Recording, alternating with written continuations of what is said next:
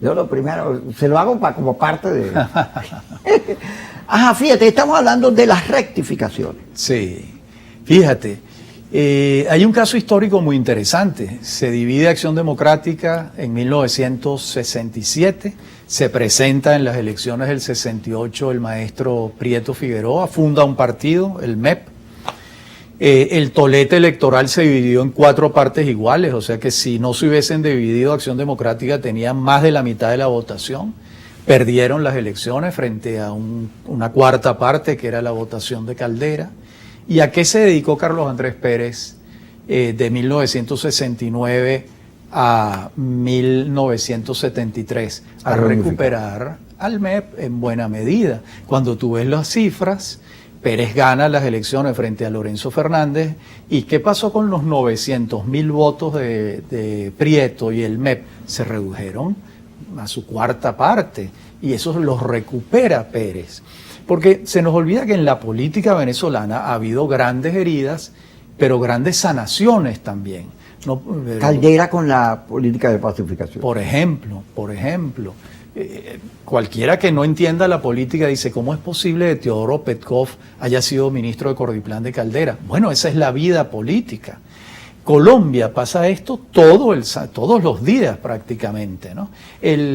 Tú ves cómo se mueven los políticos de acuerdo con las alianzas. Nosotros pareciera que no entendemos esta dinámica o que no nos gusta y nos quedamos en escenarios radicales. Buena parte de la oposición ojalá inicie un camino de reencuentro. Ojalá veamos eso, ojalá. Fíjate, Gaviria, en Colombia todo el mundo se está metiendo en el tema venezolano porque Petro está protagónico.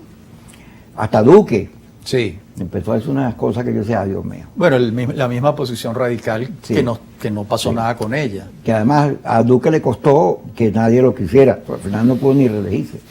Pero Gaviria dice, Gaviria que conoce Venezuela, dice, bueno, la oposición para ganar tiene que dejarse de estar llamándose alacranes, traidores y acusándose mutuamente. Sí. Lo dice Gaviria porque es 2 más 2. No puede, los alacranes, yo lo he venido diciendo, mira, son producto de la división de la política. Cuando tú dices abstención, uno dice, no, yo voy a votar. Nosotros llamamos a votar siempre, tú, entre ellos. Y fue un error toda esa política insurreccional de intervención. Y sobre todo abstencionista. Claro, es un error. Eso fue un error y hay que reconocerlo, claro. No vas a culpar a los demás de tus errores. Claro, porque los demás sí se presentaron, obtuvieron los cargos de poder a los que tú no quisiste presentarte, y ahora yo creo que se impone por lo menos un diálogo entre esos factores, ¿no? Ahora hablan con el gobierno, pero no se hablan entre sí. Sí, son los odios mellizales que llaman, pero la política exige mucho de eso, de poner las banderas y ver dónde están los puntos de acuerdo. Por cierto, uno de los grandes políticos de la historia, que fue Winston Churchill, a lo largo de su vida estuvo en el Partido Conservador y el Partido Laborista, y desempeñó distintos papeles a lo largo de su vida, porque eso es lo frecuente dentro de la política. Pero tú lo señalas, fíjate Europa, Sí. El liderazgo europeo es muy mediocre. Tú lo ves en la manera en que caen como barajitas y no hay rectificaciones frente al tema de la guerra. Sí, la italiana llegó al podio, yo quiero parar la guerra. Después de la señora Merkel, la verdad es que el liderazgo europeo ha decaído bastante. Yo creo que ella sí tuvo un liderazgo de 16 años. Por eso el acuerdo del 2014 que se dio entre Rusia y Ucrania, que si ese acuerdo se hubiera cumplido, no tuviéramos la guerra. Ese acuerdo debería ser la base de un entendimiento, cuando se cumplió. Sí, pero no estamos pasando por un momento en el que tengamos grandes líderes mundiales, ¿no? Tony Blair, por ejemplo, que fue un gran líder en Gran Bretaña, no tienen algo parecido, a alguien parecido. Es decir, hay una situación que no es la más favorable, pero la historia nos enseña que los líderes de pronto aparecen. No es que aparezcan como generación espontánea, eso no existe, pero de pronto emergen. Fíjate, en Venezuela hay un rechazo a la política y a los líderes. Sí. Okay, Manuel Rosales y la Cava están uno en 37 y otro en 26, pero la mayoría tiene Sí. un enorme rechazo. Sí. Rosales tiene mucho respaldo en el Zulia, pero en el resto no. Capriles, que fue 2 candidatos, tiene cifras de rechazo como Leopoldo López, etcétera. Sí. Ahora, el espacio, tú puedes llamar a primaria y seguir en la pelea cuál sector de la oposición es la oposición. Sí. O sea que me parece una cosa insólita eso, seguir peleándose por el segundo lugar. Pero la gente puede que en Brasil, en Sao Paulo, una vez tiraron un hipopótamo de candidato y ganó. Sí. Bueno, y en Italia se han presentado candidatas. La Chicholina. La Chicholina. Entonces, vean, pues la gente, porque tiene que esperarte. Sí. El que primero le haga cariño a la gente, la interprete y le vende una nueva esperanza, pues se llevará su bendición. Claro.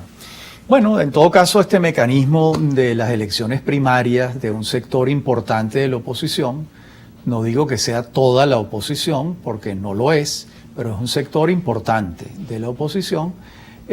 Bueno, yo espero que pueda abrir un camino de entendimiento en ese sector de la oposición. Es lo que esperamos, pues. Ahora, la comisión de primaria tiene unos problemas fuertes, porque hay unos temas que Sí. no fueron resueltos y no se los dejaron. Así es. El voto de afuera,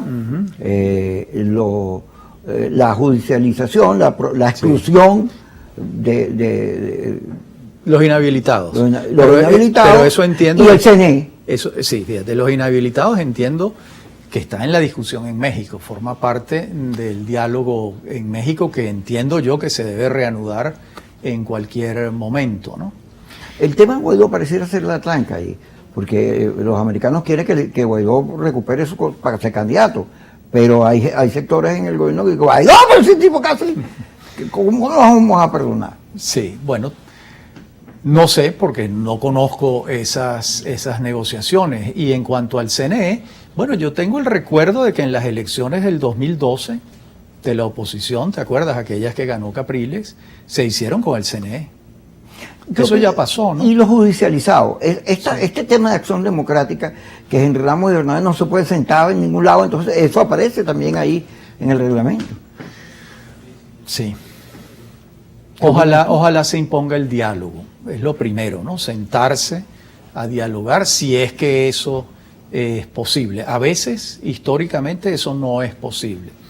Pero hay que tener conciencia de que si los distintos sectores de la oposición no dialogan y llegan a algunos tipos de acuerdos programáticos,